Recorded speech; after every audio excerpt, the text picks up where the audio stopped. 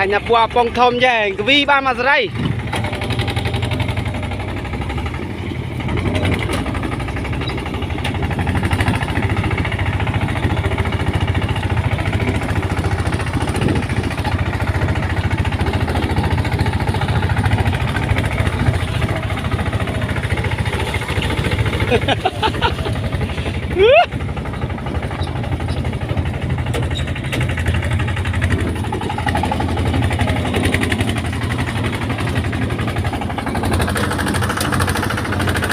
bạn ơi đã o thiên cái thí này dân ma cái khang này này chơi đấy mơ mà bắt buộc cắt đây cho kia đấy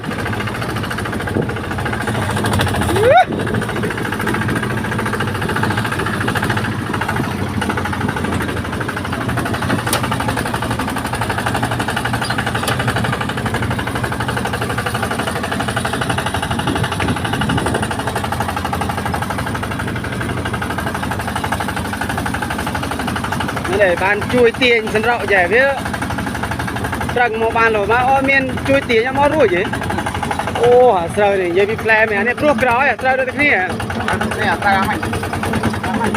đó rồi cơn mầm lẻ răng ná đó cái này cái con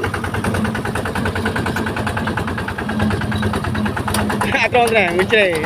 con mùn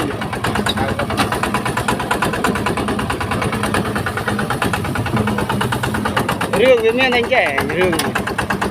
cái máy trên này có là cái đồng này ba nữa là cái đồng lần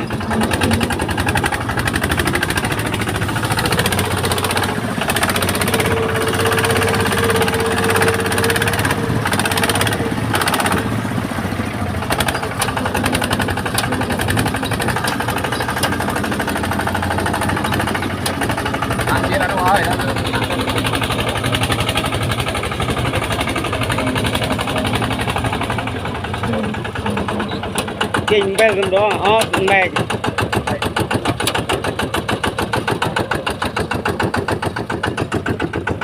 hút hút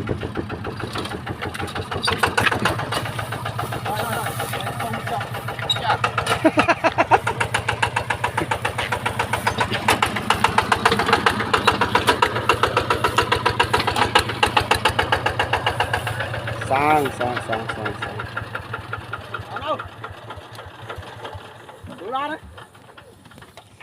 chúng mày này sang vô đạ mày đạ